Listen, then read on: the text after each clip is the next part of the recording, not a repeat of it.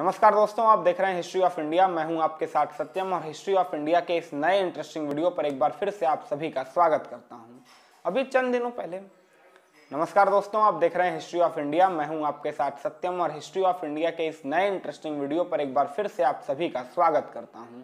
आज के इस वीडियो में मैं आपको अयोध्या और दक्षिण कोरिया के 2000 वर्ष पुराने उन अंतर्राष्ट्रीय संबंधों की झलक दिखाऊंगा जो आपको भारत के गौरवशाली इतिहास से परिचित कराएंगे।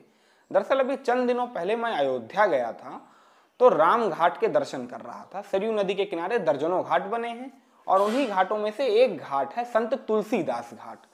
तो तुलसीदास घाट के बगल में ही एक छोटा सा पार्क है, महारानी हौ स्मारक पार्क।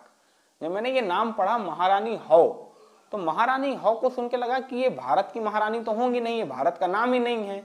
थोड़ा पास गया तो आर्कियोलॉजिकल सर्वे ऑफ इंडिया की तरफ से एक शिलापट लगाया गया था।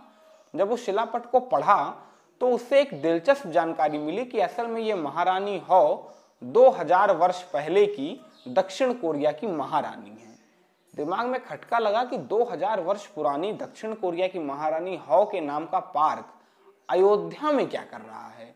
थोड़ी और जानकारी खंगाली तो पता चला कि दक्षिण कोरिया के शीर्ष राजनीतिक परिवार, चाहे वो प्रधानमंत्री हो या प्रधानमंत्री के परिवार का कोई सदस्य हो या वहां के शीर्ष राज परिवार का कोई सदस्य, कोई ना कोई दक्षिण कोरिया के शीर्ष प्रतिनिधि मंडल का सदस्य हर साल अयोध्या जरूर आता है।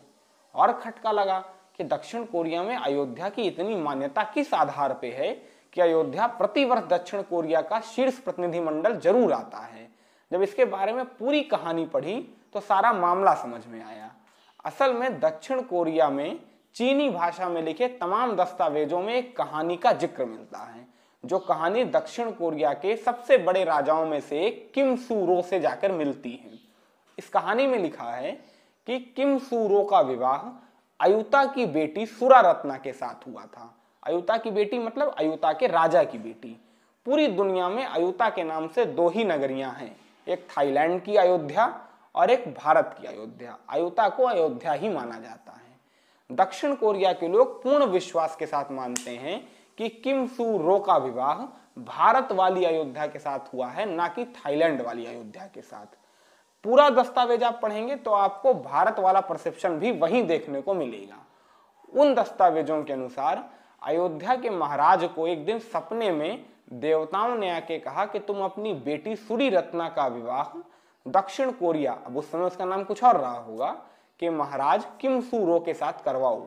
तो महाराज ने सपने में ही पूछा कि कैसे अपनी बेटी को भेजूं। तो देवताओं ने कहा कि सुरीरत्ना को उसके भाई के साथ एक नाव में बिठा के कुछ पत्थर रख के भेज दो। समंदर की लहरें उसका कुछ नहीं बिगाड़ पाएंगी, क्योंकि उसे तो दक्षिण कोरिया जाना ही जाना है। इसके बाद अयुता के महाराज ने अपनी बेटी सुरीरत्ना को उसके भाई के साथ नाव में बिठाया, कुछ पत्थर रखे और समंदर में दक्षिण कोरिया की ओर छोड़ दिया।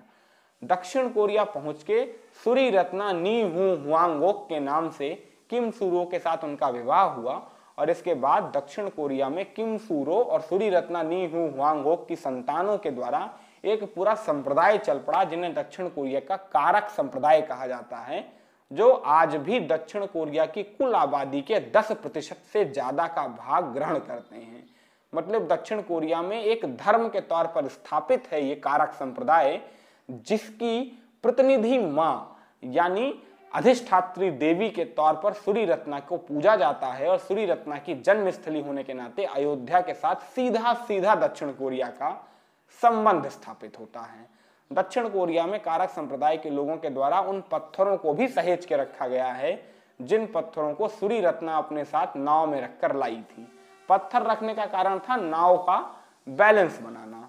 खास तौर से दक्षिण कोरिया का किहमे शहर, किहमे शहर इस कथा को सबसे ज्यादा अपने अंदर संग्रहित किए हुए है। कहा जाता है कि किम सू रो उस समय किहमे शहर में ही रहा करते थे।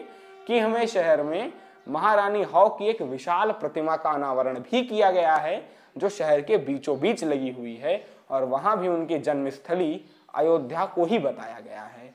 अयोध्या के महाराज विमलेंद्र मोहन मिश्रा के साथ बीबीसी ने एक दफा बातचीत की थी। उस बातचीत में विमलेंद्र मोहन मिश्रा जी ने बताया था कि दक्षिण कोरिया उनका भी कई दफा आना जाना हो चुका है और दक्षिण कोरिया के राज परिवार के द्वारा उनकी बहुत आवभगत भी की जाती है। विमलेंद्र मोहन मिश्रा के मुताबिक उन्होंने दक्षिण कोरिया के प्रतिनिधि मंडल से जिक्र भी किया कि अयोध्या तो थाईलैंड वाली अयोध्या भी हो सकती है, वो भारत की ही अयोध्या है, ये आप किस आधार पर कह रहे हैं? लेकिन दक्षिण कोरिया के लोगों का यह अखंड विश्वास है कि महारानी हो अयोध्या की ही रहने वाली थी। ये इतिहास हमें कभी किताबों में पढ़ाया नहीं गया कि भारत की अयोध्या का कनेक्शन दक्षिण कोरिया से भी था और 2000 वर्ष पहले भारत के अंतर्राष्ट्रीय संबंध इतना प्रबल और इतने प्रगाढ़ हुआ करते थे। लेकिन हिस्ट्री ऑफ इंडिया का उद्देश्य ही यही है कि आपको अनसुने, अनकहे, अनपढ़े इतिहास के तथ्यों से परिचित करवाया जाए, जिससे आप तक सही इतिहास की पहुंच बढ़ाई जा सके। तो अगर चैनल को सब्सक्राइब नहीं किया है तो सब्सक्राइब कर लीजिए हिस्ट्री ऑफ इंडिया को, जिससे ऐसे इंटरेस्टिंग वीडियोस लगातार आप तक पहुंचते रहें।